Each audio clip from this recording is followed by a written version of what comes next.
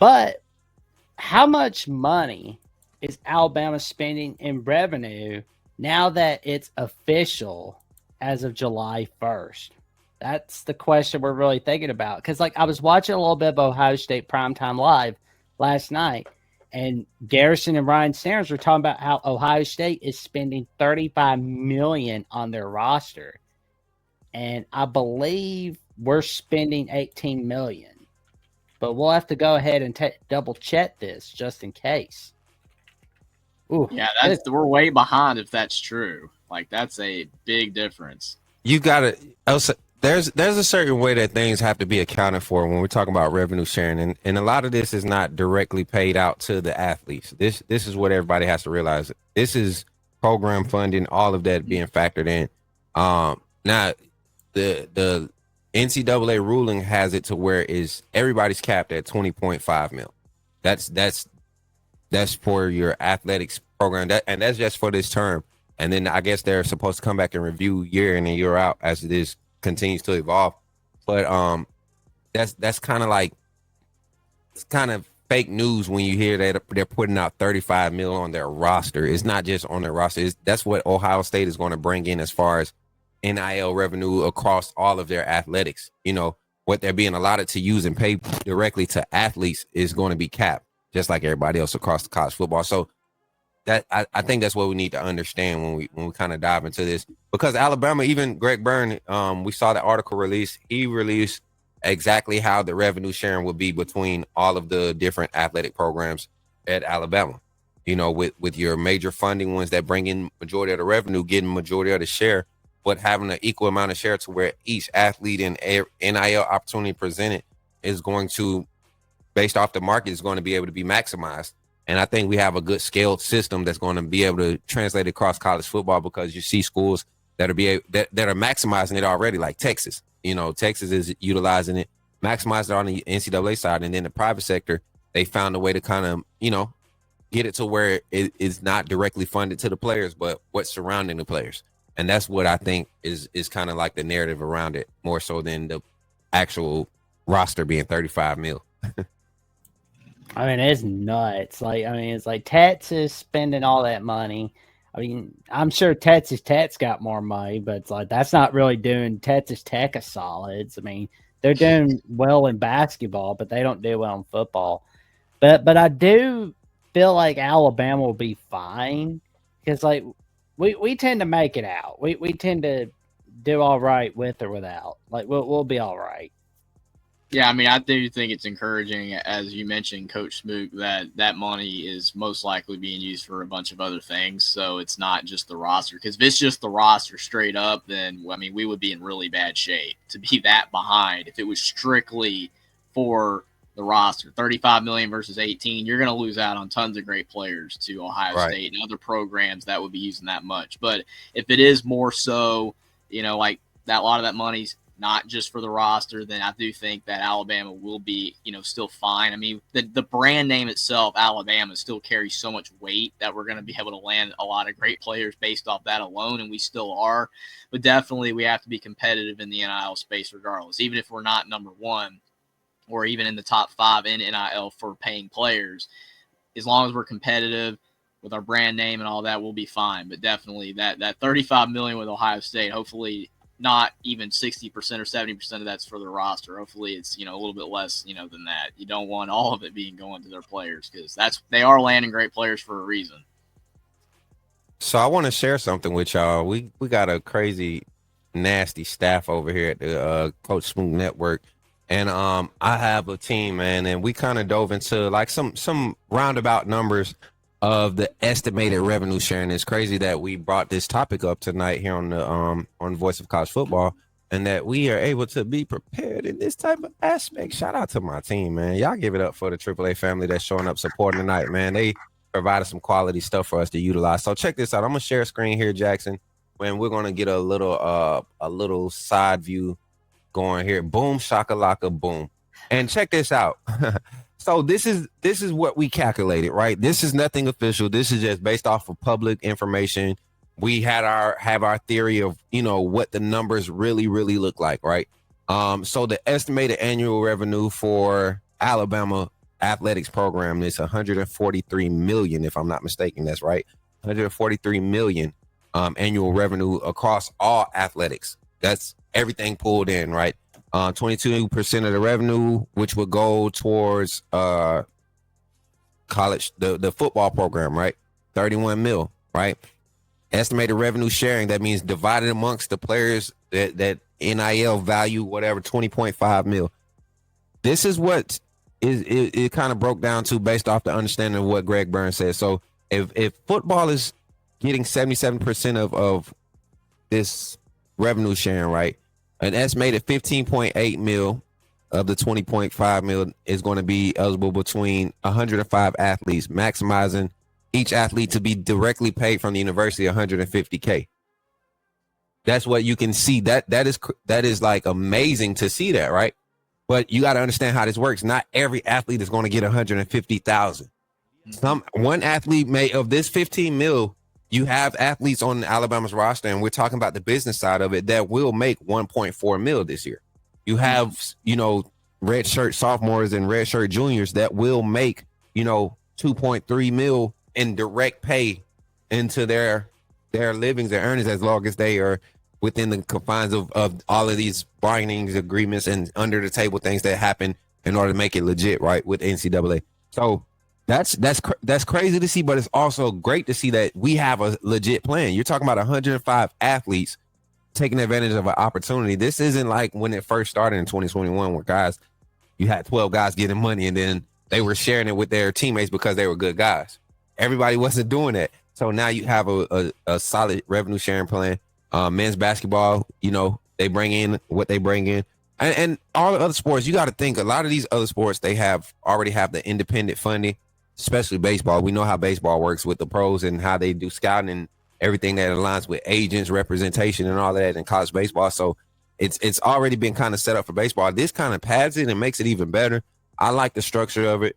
And to hear, like, not everybody is using this structure, though. You have Ohio State, who's probably using 80% of their revenue sharing towards their football program, which is well within their rights. They probably only have, football and basketball and lacrosse or croquet bringing in majority of their shared revenue. So that's kind of like the outline of it. We're going to actually make some posts about this. What y'all think about this, though, as I kind of scan through this? What you think about it, Jeffrey, and then Jackson? You can take a look at it. I mean, it's pretty solid to me. If this was realistic, like if this is realistic what it is, I think these are some solid numbers for each athlete to be able to make somewhere in. I got the dollar signs on my eyes. I mean 150,000 a year, like, as an average, that's a lot of money. I mean, you think about regular people, regular Americans, right? Right. So many people do not make 150K a year, and that's the average. Because, like you said, some people, some athletes are going to be making 1.5 million, maybe 2 million, and others might be making 50K or 40,000. Yeah. But that's still good, just for being there. Like, you're already getting a scholarship to be at the school, but you're still getting that. Like, that's fantastic. I agree with you that it is good to have a legitimate plan like this. If it, all this is like 100%, absolutely legit, it is a good plan to have that. And I think most schools are definitely going to divide the money like this, to have basically 75% or 80% going to football.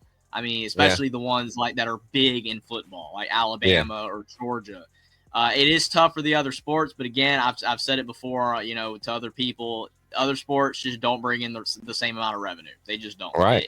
Lacrosse, curling, water polo, softball, even baseball, like baseball, softball, they do all right, but they still don't bring in massive numbers. Even basketball, only 15% with Alabama in this metric here. And Alabama basketball is getting a lot better. Like, we are like really good right now in basketball, but still only 15%. That shows you how much money football brings in, and that's why they're getting the most for sure. That's crazy though. But you look at the number, right? You look at it and be like, that's not enough for basketball. But that's 15 players directly paid from the university, split in $3 million. Like, I don't think anybody on any tournament team, if I was to join a intramural tournament league, right, and I make a 15-man roster and we have an opportunity to split $3 million after winning the tournament, I don't care what my percentage is at this point, right? somebody, there's a cutoff like 20K. I'm good. Like we're good. And I'm just gonna hold your towel, hold a spot on the bench, or if I'm a contributor, we're gonna get paid what we're worth. And I think this is what it kind of starts to prepare, kind of like what I was hoping for. And I think Coach Saban had more so of this directive. Let's go ahead and start structuring this towards pro development. Since we're adding money into it, let's go ahead and turn this college football evolutionize this to where we keep the integrity of the game by turning this into junior pro development transitional phase instead of just strictly student athlete. Like this is what it is. You have to have student athletes that's going to be students, right?